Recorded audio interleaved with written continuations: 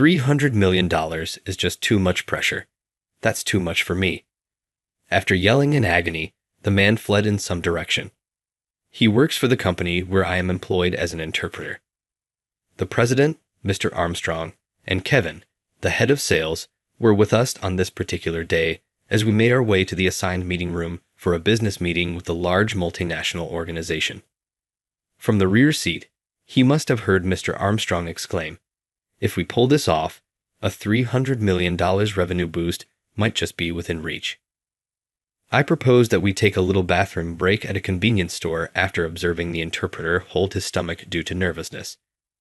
However, as soon as he got back to the car from the store, he broke down in tears and fled with a resolute expression.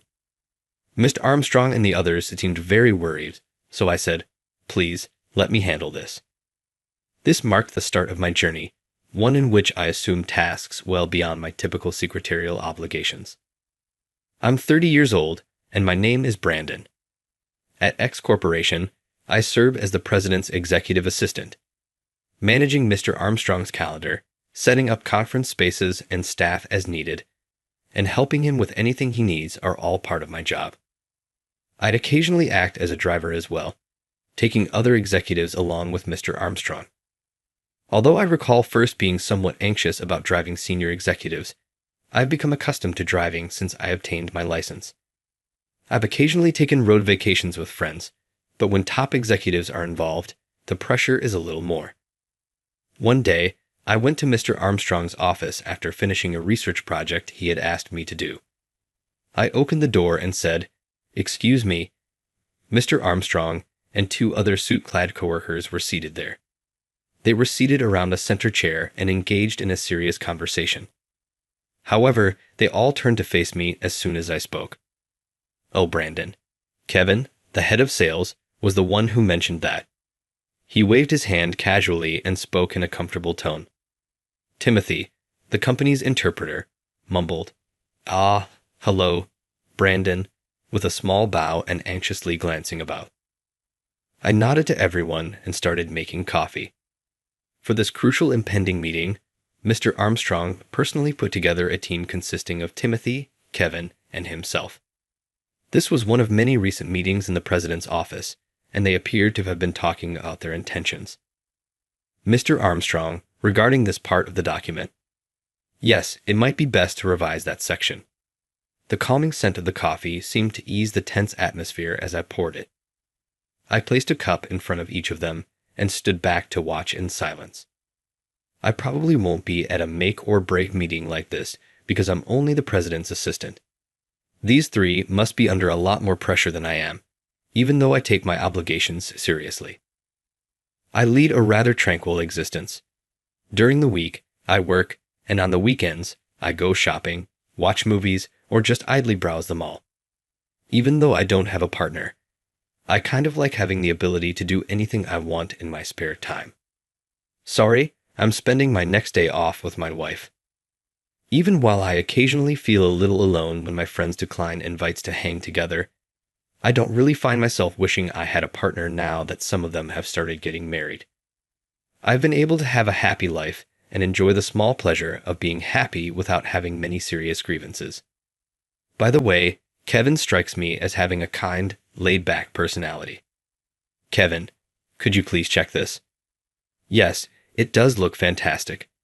As always, I appreciate your attention to detail. I've seen him interacting with his team several times, and he never loses his warm smile. It's not a forced smile. Every word he says genuinely feels like it comes from the heart. The sales department he leads also seems to share a harmonious, trouble-free atmosphere. The entire team embodies that same gentle, positive vibe Kevin brings. However, he's not entirely without ambition or dedication to his work. Kevin's passion for each task is contagious, motivating his team to bring their best efforts too. I've often looked up to Kevin's work ethic since I joined this company. Each time, I'd think, I need to work harder, just like him. Given how diligent and capable he is, it's no wonder Mr. Armstrong chose to put him on this team. With Kevin involved, it feels like things are bound to go smoothly. Our other team member, Timothy, the interpreter, is my peer. I sat near him at our orientation, and at one point, I asked him how he ended up joining the company. When I spoke to him, he reacted with a surprised, "Had, what's up?" which, in its own way, became a memorable first impression. Apparently, he'd been going to kids' English classes since he was very young. By the time he reached upper elementary school, he'd nearly mastered English, so he started learning other languages too. It was so exciting watching my knowledge expand and seeing myself improve over time until I could speak fluently without stumbling. Timothy spoke those words, lowering his gaze nostalgically, as if reminiscing about that moment. His interest in languages never waned, and eventually, he went to the nation's top university to study linguistics. After graduating, he worked freelance as an interpreter and in language-related roles before joining X Corporation as a full-time employee. Timothy is 29, a little younger than me. Regardless of age, I respect him just as much as I do Kevin because he's incredibly skilled. But even someone as capable as Timothy has his challenges. He's rather shy, prone to anxiety, and has trouble expressing his opinions. I've seen him a few times in discussions with Mr. Armstrong and Kevin. When asked, "So, Timothy, what do you think?" he often turns red, looking a bit panicked. He stammers, barely able to get a word out. If he's this way around his own colleagues, dealing with unfamiliar clients during business talks must be even more challenging. Apparently, the stress sometimes causes stomach issues. He would murmur, excuse me, I need to go to the restroom," and end up hiding out there for about 10 minutes. For this reason, any meetings involving Timothy are scheduled with extra time as a buffer. He keeps stomach medicine on hand at all times, not just in his bag, but in his suit pocket, too. I've even seen the small medicine case fall out when he leans over occasionally. But his language skills are so exceptional that his nervousness pales in comparison, making him one of the company's top assets. Around the time Timothy joined, the company started handling more international consultations, and his presence gave a noticeable boost to those efforts. Of course, this is only mentioned in his absence to avoid adding to his nerves. Countless discussions took place in the president's office. Finally, the day came for our team to head out for an important business meeting. We planned to meet at the station near the company, and then I'd drive us to the location. "Hey, good morning, Brandon." "Good morning, Mr. Armstrong." Mr. Armstrong arrived 10 minutes early. Kevin joined us around the same time, and I gave them a quick nod. "Thanks for driving today, Brandon." "Yes, I will drive safely." With that, we waited for the last member, Timothy. As Mr. Armstrong and Kevin talked over the meeting, I kept glancing down at my watch. The ticking hands moved closer to the meeting time, and my heartbeat grew louder with each passing second. There was no sign of him at all. I looked around, but I couldn't spot anyone who looked like him. I quickly took out my phone and called, but all I got was the soulless beeping of an unanswered call.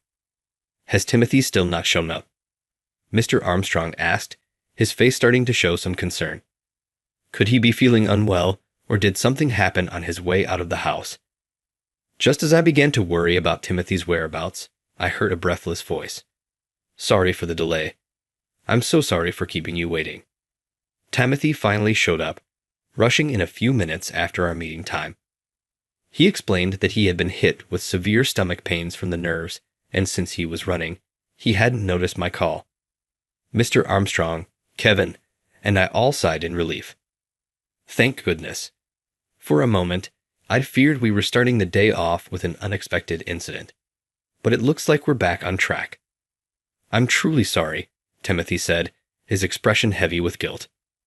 As Mr. Armstrong and Kevin assured him that it was all fine, Timothy kept apologizing repeatedly. Our client today was a company with a major international presence.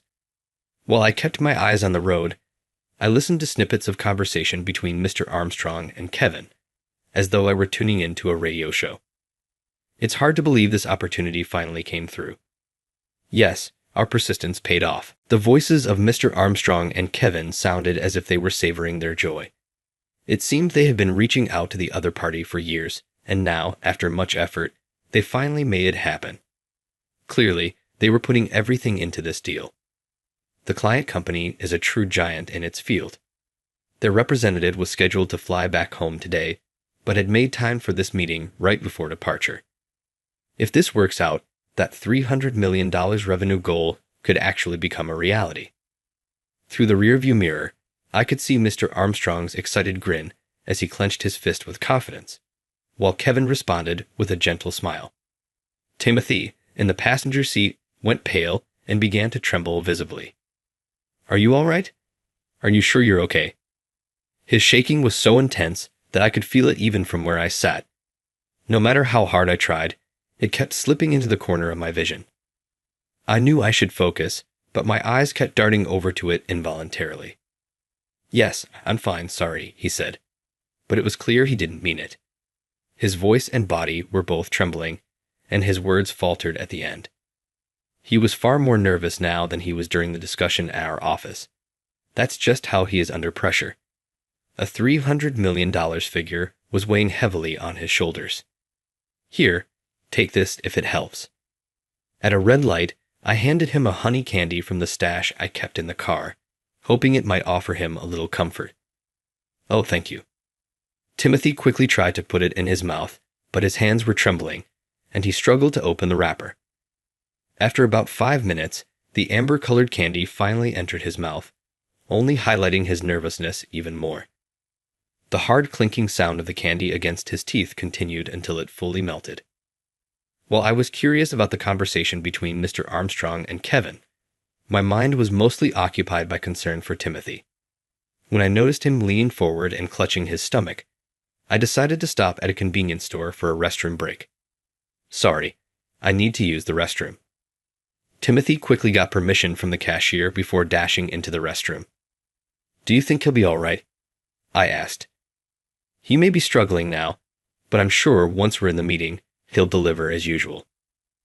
Mr. Armstrong and Kevin watched him with worry, but their conversation soon drifted back to the upcoming deal, their excitement palpable. "This is a $300 million business, the highest in our company's history. Let's hope it all goes as planned." They continued, their enthusiasm turning to optimistic projections. Caught up in their high spirits, I couldn't help but join in, getting excited along with them as we chatted away, our voices filling the car with lively anticipation. As we continued talking for a while, Mr. Armstrong's phone buzzed, signaling an incoming call. He held it to his ear and began speaking about something, so I turned my gaze toward the convenience store entrance, waiting for Timothy to come out. Just then, right on cue, he appeared and glanced around the parking lot with a troubled look. His eyes darted in every direction as if searching for something. Did he forget where we parked the car? I rolled down the driver's window and called out, "Timothy, over here." He snapped his head up at the sound and seemed like he would come straight to the passenger side. But instead, he muttered, uh-oh, and began groaning. Something was definitely wrong. His body was trembling even more than before our break. Even from a slight distance, I could see his lips had lost all color. His eyes were wide, as if they might pop out of his head at any moment. As I looked on, stunned with my mouth slightly agape, Timothy threw out a shocking statement. $300 million. It's too much for me. I can't handle a role that important. What? Wait, Timothy. But before I knew it, he was sobbing and sprinting away. Even random passersby were caught off guard by the bizarre scene, staring at him as they passed. But Timothy paid them no mind, increasing the distance between us without slowing down. "Timothy, where are you going?" I quickly put the drink I was holding into the cup holder, threw open the door, and prepared to chase after him. Just as I stepped out, Mr. Armstrong's sharp voice called out from behind me. "Wait, Brandon.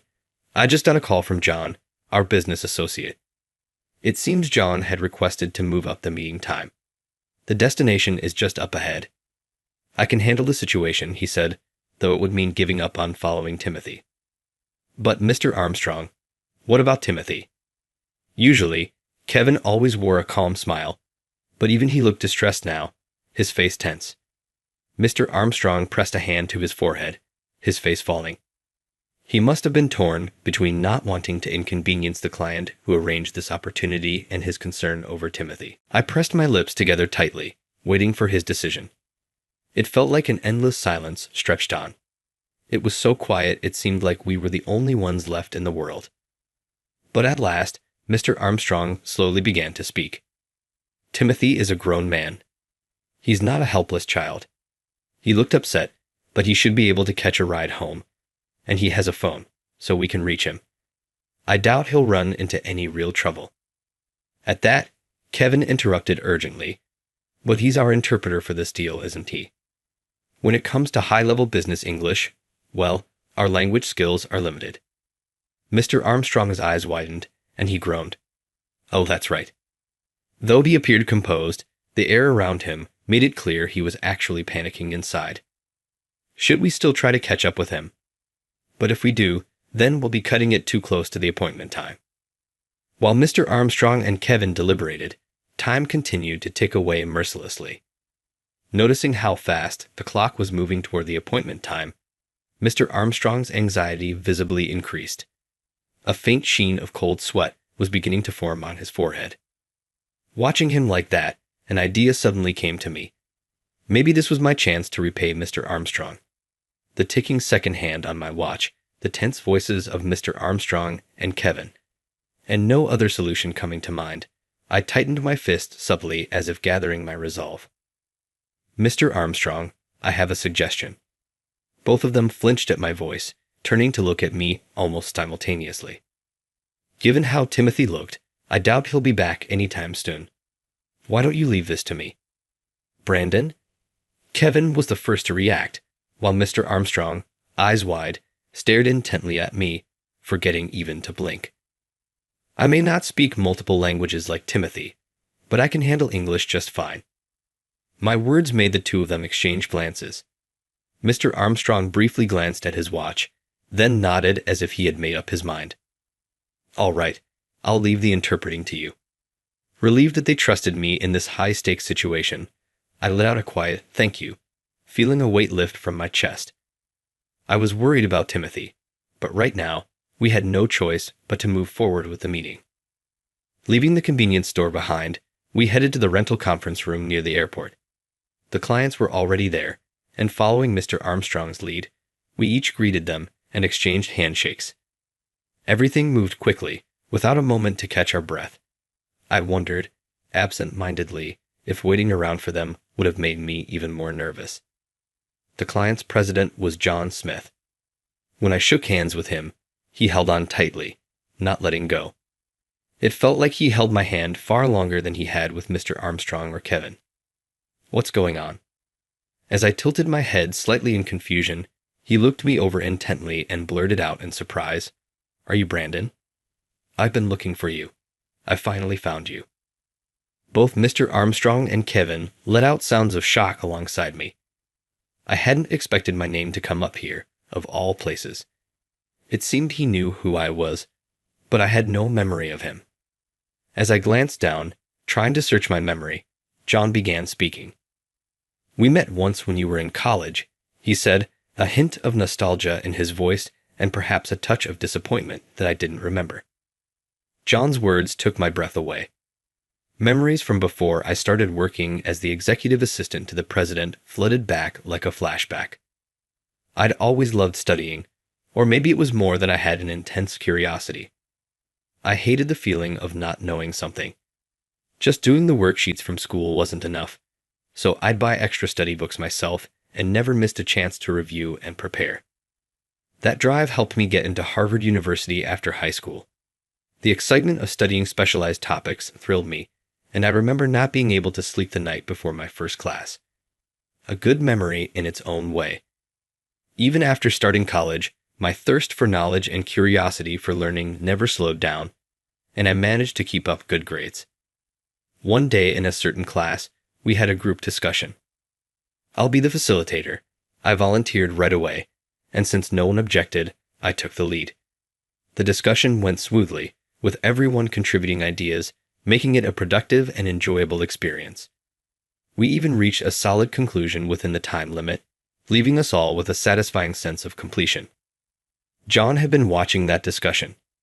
He had connections with people at the university and had taken the opportunity to observe students. Apparently, I had caught his eye. "Hey, do you have a moment after the class?" he called out to me. When I turned around, I saw an unfamiliar adult standing there. Though he was smiling warmly, I remember being cautious at first, unsure of his intentions. Yes. What is it?" In response to my guarded answer, John replied enthusiastically, "Your skills are truly impressive." I was so shocked by the unexpected compliment that I froze, mouth slightly open. Then he continued, his words spilling out with excitement. "Do you know what you want to do after college?" Even though I left Japan to attend this university, I hadn't really figured out my future plans. I mumbled, unsure of what to say, but I couldn't lie or try to act impressive. When I admitted honestly that I hadn't decided, he responded with an exaggerated, "What? That's practically a loss for the world." That was definitely an overstatement. Not sure whether to laugh or take him seriously, I gave a faint, uncertain smile. "Then how about coming to work for us?" He mentioned that he runs a company in the US. The business card and introduction materials he rummaged through and handed me bore the name I Corporation. "A talent like yours would be welcome any time," he said with a playful wink before practically skipping away with a cheerful stride, leaving me there, mouth agape. It was such a memorable encounter. But as time passed and graduation approached, I had completely forgotten his offer.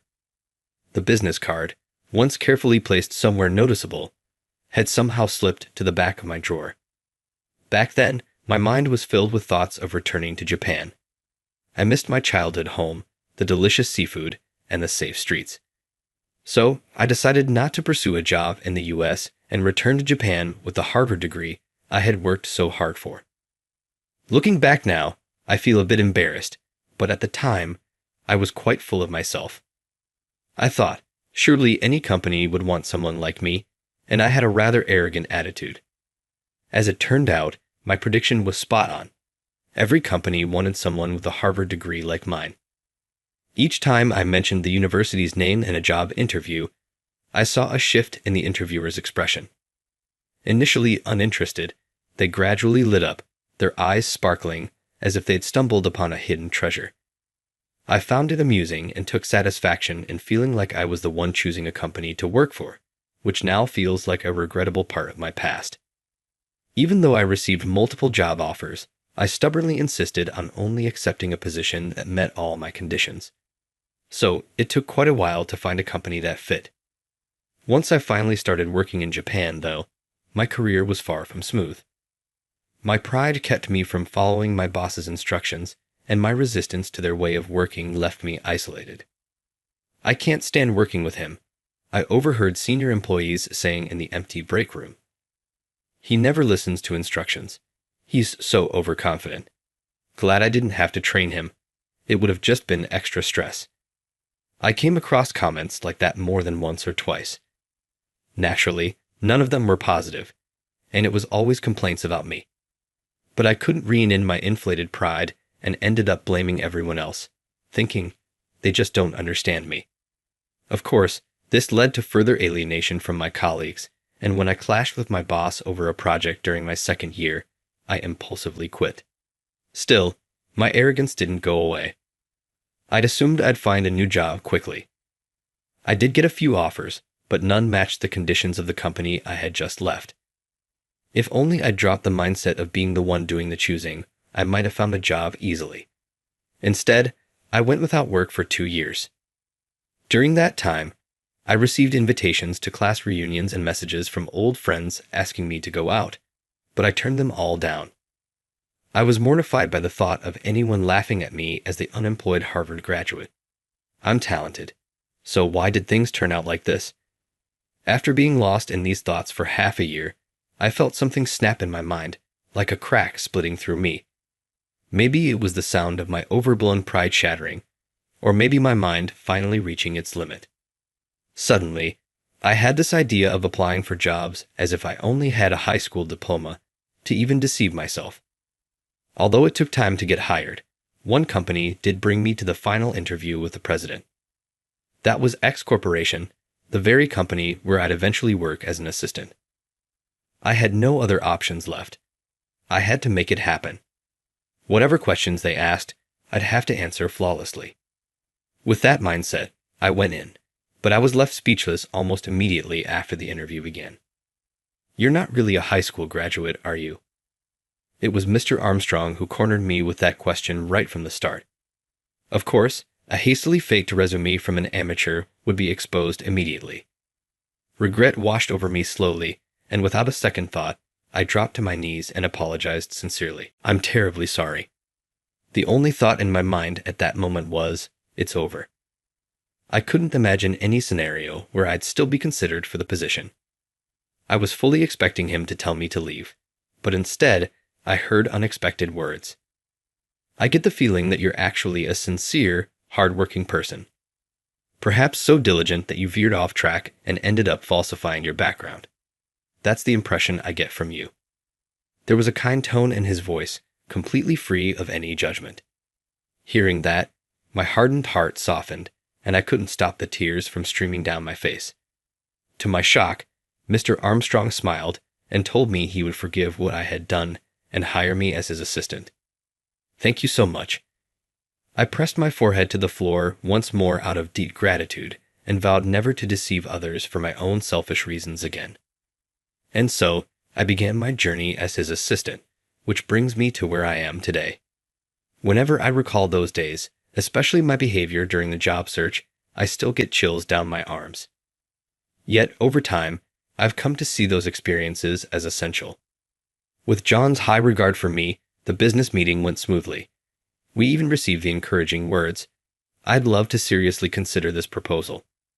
In the end, he added, "Honestly, I'd like Brandon to join our company, but if you've chosen a place, then I hope you can thrive there."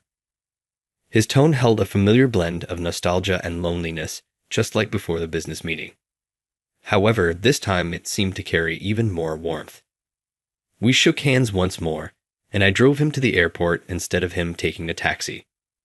Watching him walk away, I felt a sense of closure. A few days after the meeting, Timothy still hadn't shown up at the office since his escape from the convenience store. Just when I began wondering if he would ever return, Mr. Armstrong told me, "Brandon, we managed to get in touch with Timothy." I finished up the research task Mr. Armstrong had assigned me, gathered my laptop and files, and headed to his office. "Excuse me," I said, stepping in with a quick greeting, only to find Mr. Armstrong holding the receiver to his ear. "Yes, that's right. Come to my office right away," he said on the internal line. He gestured for me to come in with a wave, so I moved forward and set my things on the central table. A few minutes later, Kevin entered the office after me. Then Timothy arrived, walking with an awkward gait. "Mr. Armstrong, what's this about?" It seemed I was the only one who knew what was about to be discussed. Kevin looked puzzled, and Timothy, his head down, was trembling slightly, clearly feeling uneasy. After looking at each of us in turn, Mr. Armstrong spoke in a solemn tone. "Brandon, please start with your report." His voice wasn't particularly loud, but it filled the room with authority. I nodded slowly and turned to Kevin. "Kevin, have you heard a certain rumor going around the company?" "A rumor?" Caught off guard by my question, he blinked in surprise. "It's regarding a company we could call a rival, Z Corporation." His gaze drifted into the air as if searching his memory, though in truth, it was likely just to avoid eye contact with me. "Oh yes, I remember. There's talk that Z Corporation has been attempting to disrupt our work and poach our talent. But it's just a rumor, right?" After he finished speaking in one breath, he twisted his lips into a crooked smile, an obviously forced expression, completely unlike his usual demeanor. I narrowed my eyes slightly. "Yes, that's the one. It would be nice if it were just a rumor, don't you think so, Timothy?" I asked, glancing between Kevin and Timothy. Timothy, probably not expecting the conversation to shift to him, responded with a pathetic, "Huh. Yes." I sighed quietly and said, "Unfortunately, it's not just a rumor." Opening my laptop, I played an audio file. A familiar voice filled the room. Just before the meeting, the interpreter is set to run away. Neither I nor Mr. Armstrong can handle advanced English, so if the interpreter leaves, the deal's off. What? No way. Kevin's face went stiff, his mouth opening and closing silently, struggling to process the words he just heard. He reached out, perhaps to stop me from playing further, but the next words rooted him to the spot as if he'd been nailed in place. Oh, don't worry. I already promised him 30% of the payment. No one can resist money. And as for your company, when I joined Z Corporation, you did promise to give me a better deal than X Corporation. Right.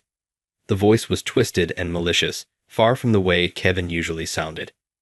To think he'd hidden such a dark side while presenting himself as an ideal employee at X Corporation.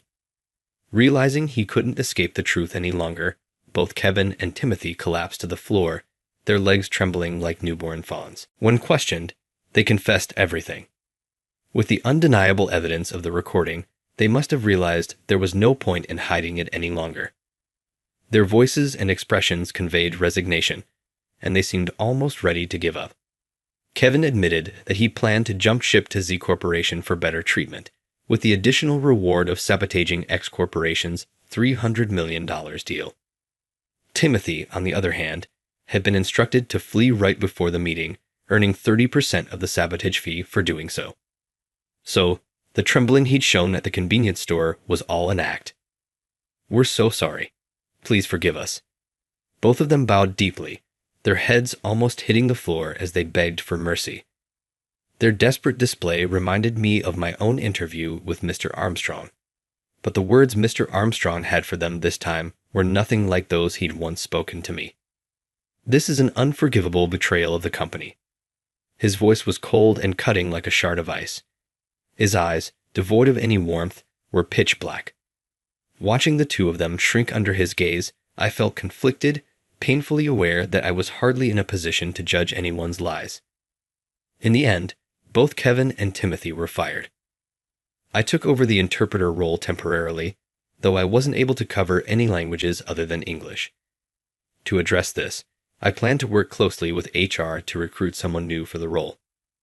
A while later, the deal with John's White Corporation was successfully finalized. Now, to make Mr. Armstrong's goal of that $300 million a reality, I'd need to work hard to build a strong relationship of trust with John. Securing the deal was just the starting line, and the road ahead was sure to be busy. Still, I felt a sense of relief, believing I had finally repaid Mr. Armstrong. Not that he ever seemed to view his generosity toward me as a debt I needed to repay. Even if I were to mention it, he would likely tilt his head in confusion. But that's fine. This is something personal to me. I should have repaid the debt for being hired. Next, I need to start repaying the kindness shown and forgiving the lies I told. With that resolve in my heart, I headed to an important meeting with John, ready to face what lay ahead.